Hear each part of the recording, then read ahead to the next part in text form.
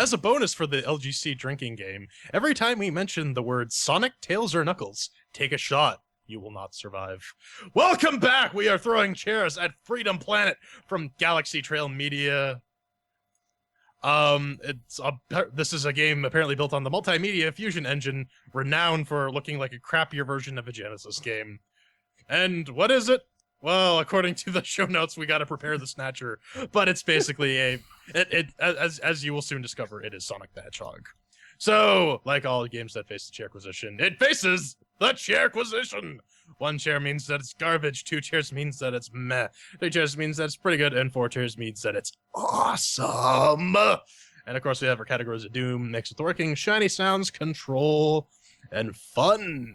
So, let's kick this off. Then, did Freedom Planet make with the working? How did blatant Sonic ripoff game 2015 actually work on the Ubuntu 1404 LTS 980 powered 4K display box of business?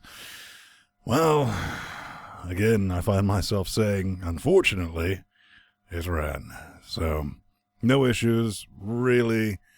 Well, there's some issues, but we have a category for the exact issues this game suffers from. We give it 4 chairs. I don't think we're going to see a lot more of that.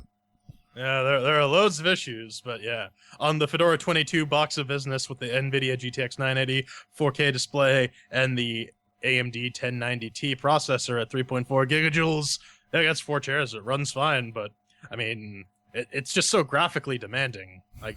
My 980 can barely keep up with it. Barely. Yeah, on the Corora 2164-bit FX 8370E, overclocked at 4 GHz, and the GTX 970 Strix, the game ran out of the box, so I can't really complain about that one. 4 chairs. Alright, so that's 4 chairs for mixed with the working. Up next is the shiny and the sounds. Then Shiny and sounds. Well, if you're watching this after we've clipped in me playing the game, you will notice that, well, it's a pixelated mess. There are no resolution options. So not only do we have a pixelated mess, we have a scaled pixelated mess at 4K. Oh man, it just melts your eye pussies. And I was thinking to myself, well, maybe you need to sit further back. And I was like, okay. Fortunately, the X-Clone controller is like 4 meters of cord, which is just redonkulous, but it's there. So I sat all the way back on the little couch here in the studio. Still looked like pixelated goo. And what's up with that transition animation? Once you run up a bit of a hill and you go to a level area, it doesn't do anything except rotate the sprite. I mean, it looks so, it's like, boop, yeah. That was laughable. Yes, there's sounds. I guess the voice acting's all right, but it's all over the fucking place. Quality-wise, nothing to really report on that. And it does have background noise, but nothing that you're going to remember from Sonic, which was produced by Michael Jackson. Maybe you didn't know that. There's a pro tip for you. So for shiny and sounds, I'm going to have to give this business 2 chairs. I actually did know that Michael Jackson did the soundtrack for Sonic the Hedgehog. He did a lot of stuff back in the late 80s, early 90s. That's just ignorant. You're ignorant. Sorry, I got to go bleach my face even more. Actually, you're probably the one person here whiter than Michael Jackson. Anyways. That's racist.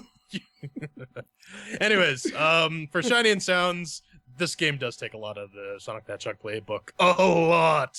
As in, like, it's almost the same palette. I was quite surprised this was a different game. I think Yuji Naka is going to sue somebody. That's just my opinion on that. The running in the game, and I'll get to this a little bit more in the fun section, but it looks slow. How are you supposed to... How do you gotta go fast when your camera's just moving?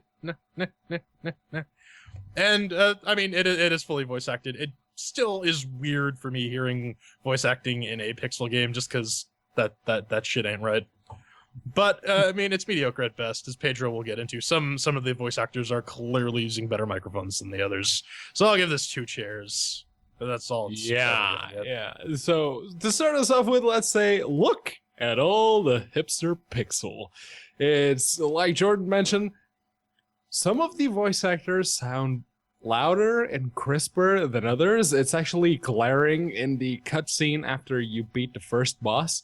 The main characters sound really low. The voice actress, you can barely hear her compared to the guy that plays the duck, it's annoying at that point.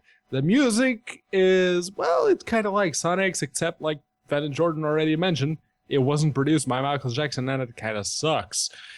All the Typhoon, yeah, managed to get this game muted way before the half-hour mark, and I cannot, for the life of me, give it 1 chair because the sounds do sound and the graphics do graph.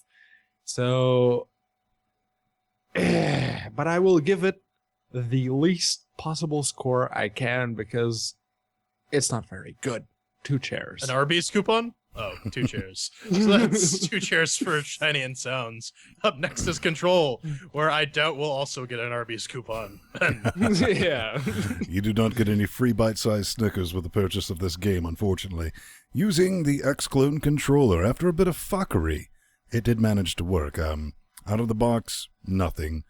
You can molest these buttons all you want, nothing moves. And you use your arrow organs on your keyboard organ, you move around. Then you go to controls that I manually mapped, like, up. That's all I did. Then I went back to the main menu, then everything worked. And when I mean worked, I mean failed mothering miserably. Okay, jump. Maybe, if I was doing a Sonic-style platformer, I would spend some time making sure when I hit jump, I don't know, call me a betting man, made the character jump. Well, maybe 1 out of every 5 times it would just not jump, and that would more than often than not end up getting you killed to death. Nowhere on the page I checked did it say it had intermittent controller support. Nowhere. So I was very unhappy with that. Moving left and right, yes, that does work, but it is, to quote Pedro, as he often says, floaty as fuck. I mean, this is the game I was like, that's a valid description of how this handles. And I guess you could play it with a keyboard, but you're going to hear some things about the keyboard, and then maybe they're not so good either.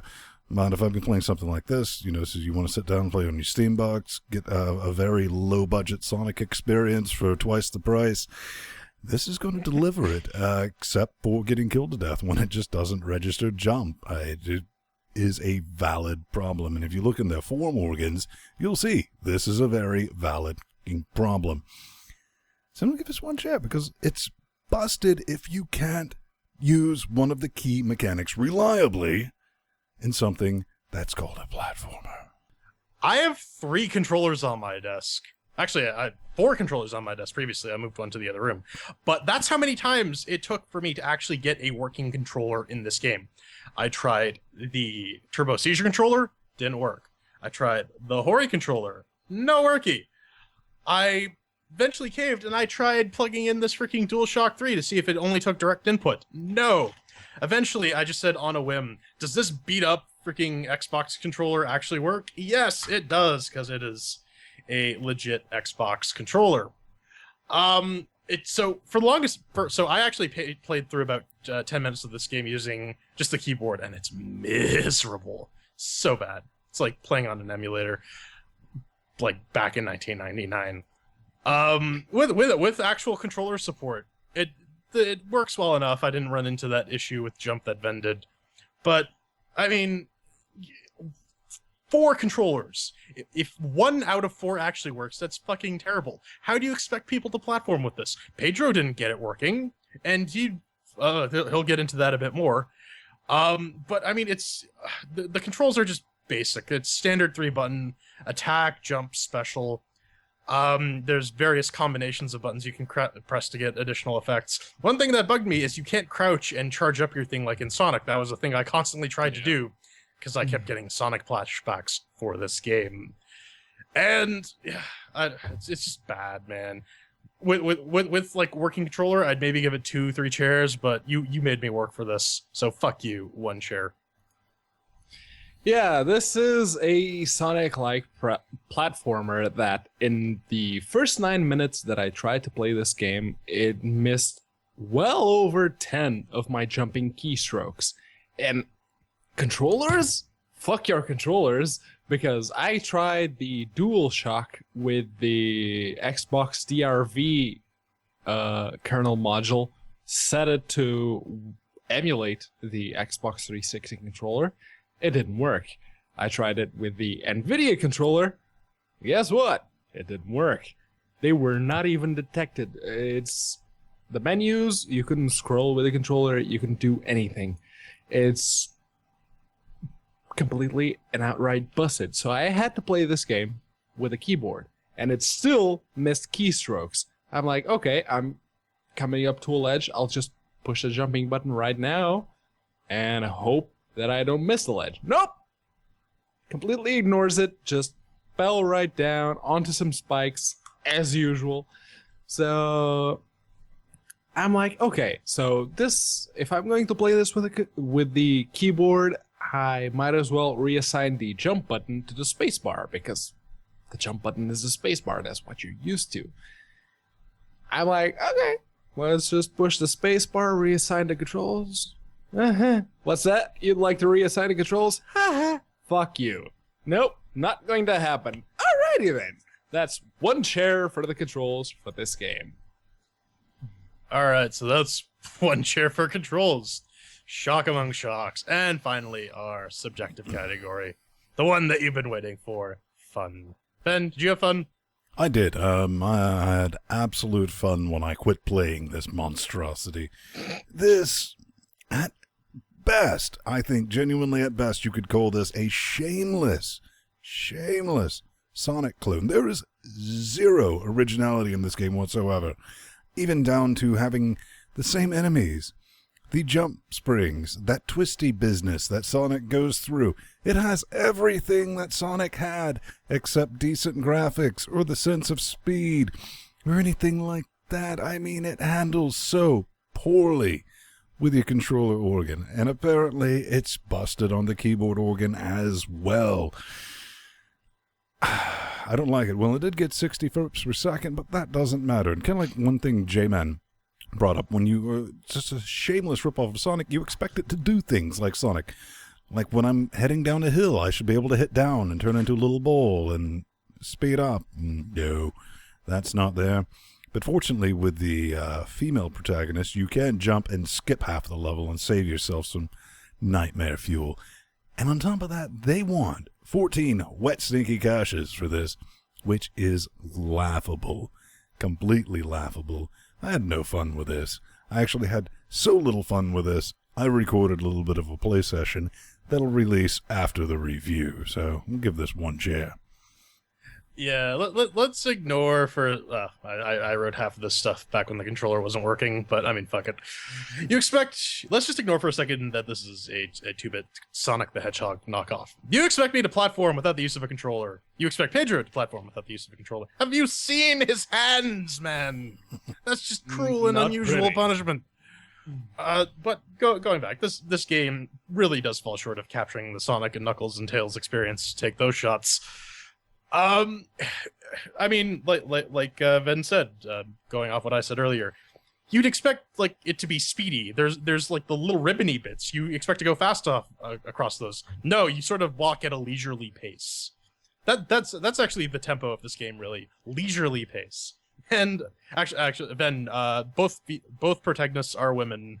But yeah, the first one, the flying chick, you can bypass, like, I would say, probably 80% of the level of any given level just by flying. I mean, if you play the second character, you gotta walk on the ground, you gotta charge up the jump pads and find bikes and shit like that. I guess that's the equivalent of difficulty in this game. No idea. But the biggest crime this game has is that it's boring. It's not fun. I play games in my spare time to just fuck off and enjoy myself. This is just terrible, not fun, Sonic bullshit, and it deserves one chair, which it gets. Yeah, actually, Jordan brought up a good point. Having to add some sort of artificial difficulty to your game, like, say if you're playing the second character and you have to find the jerry cans in order to get the bike, that's actually something I had not considered, but that's just pretty bad. But my point is, running the risk of pissing all over someone's favorite furry game, and trust me when I say that I have nothing against fursons or their personas, this could have been a competent Sonic and Knuckles clone. It very well could have. It has the two characters with slightly different abilities that allow you to reach different parts of each level, and you kind of have to beat bosses a different way. Unfortunately, whatever positives it may have had are knocked right back down with graphics that make the Genesis look competent and incongruent voice acting, like I mentioned earlier, and borderline non-functioning controllers. $15 when it's not on sale is not a very acceptable price, especially when the game is this busted. Fuck no. One chair. All right, so that's one chair for fun and one chair for the game in total. I think we've talked this game to death. Just don't buy it. Do you guys have anything to add? Nope. You're clear. One thing I would definitely want to say is, as shit as the Sonic games have become, and our trash talked about, they are still volumes beyond whatever this nightmare fuel is attempting to be. You heard it first here, ladies and gentlemen. Freedom Planet is worse than Sonic 06.